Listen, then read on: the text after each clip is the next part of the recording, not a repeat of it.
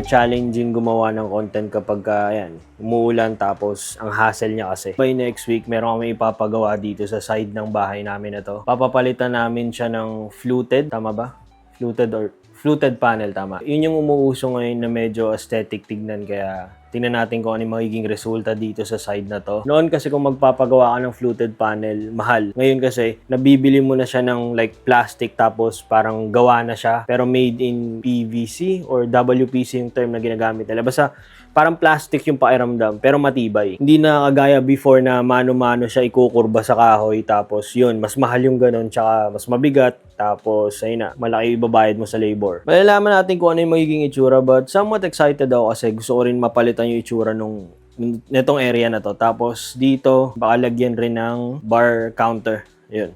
Okay, so kanina pa talaga ako gising. Actually, hindi pa ako nakakapagkape. Pagkagising, uminom lang ako ng tubig. Tapos, ayun na, nagbasa na ulit ng libro. Na-miss ko magbasa ng libro kasi almost a week ako tumigil kasi after nung outing namin, ayun na, parang sunod-sunod na yung pagod ko tapos hindi ko na nagawa ng time magbasa ng libro but eto, binabalik ko na ulit unti-unti. Noon kasi ginagawa ko na yun kaso tumigil lang ako kasi nga naging busy sa trabaho. Iba na yung peace na binibigay sa akin ng pagbabasa ng libro. Like, yung mga libro na legit talaga, mostly mga non-fiction yung binabasa ko. Yung tipong nagbibigay siya ng kakaibang clarity sa pag-iisip mo pag nagbabasa ka ng libro. Ito legit na marami nagsasabi na wala sa itsura or wala sa personality ko yung mukhang magbabasa ng libro. Pero ayun, wala. Ewan ko, nahook na ako tapos gustong-gusto ko na siya gawin. Sa akin kasi yung goal ko, yung lagi kang may matututunan na something na makakatulong sa'yo in the future. For some reason, di ko alam ba't parang nagiging foggy.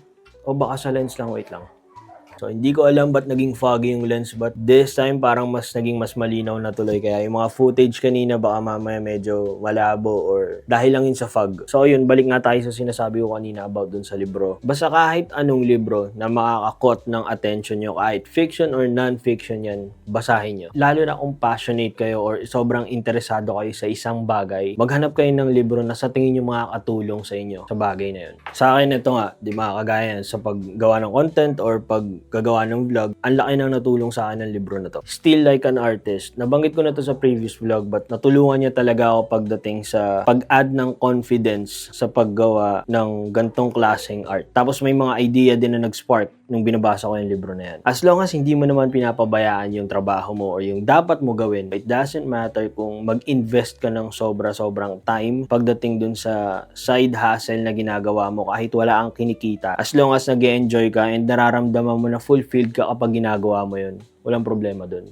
Kagaya sa akin, for example, wala pa akong permanenteng client pagdating sa freelance videography na ginagawa ko. Tapos dito, hindi naman monetize yung channel or sa IG. Wala rin naman tayong kinikita doon. But still, nag-enjoy ako gawin. And every time na ginagawa ko yun, nawawala yung problema or sineset aside niya yung mga stress. And yung mga tao sa paligid ko, hindi naman sila nagkakaroon ng problema doon sa ginagawa ko. Kasi ginagawa ko pa rin naman yung part ko. Kaya, ayun.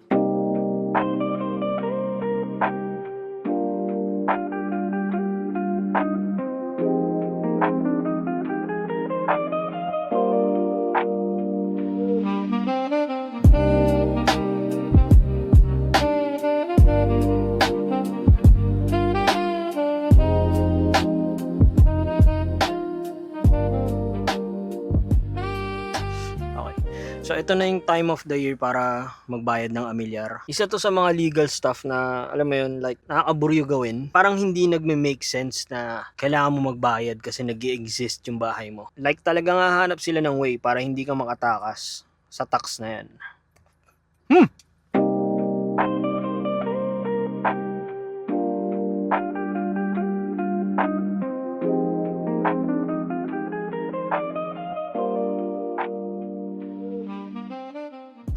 Okay, just to give you a quick update, napaka-random na nitong vlog na to. Wala, busy din kasi nga susunduin ko si kuya, yung gagawa nung panel dun sa bahay na sinasabi ko kanina. Basta napaka-random lang talaga nitong vlog na to, tapos kung ano na lang din yung malagay ko muna. Basta yun lang din yung nilook forward ko ngayon, yung magawa na yung panel sa bahay kasi excited na talaga ako makita yon. Time to end this vlog kasi mamaya busy na talaga. Like, marami na sigurong bibit-bitin na materyales. Tapos, sisimulan na rin kasi talaga yung paggawa. Usually, ganito lang din talaga yung paggawa ng random vlog. But that's it. Stay weird, stay confident, just vlog. Thank you all for watching. See you again next time. Peace!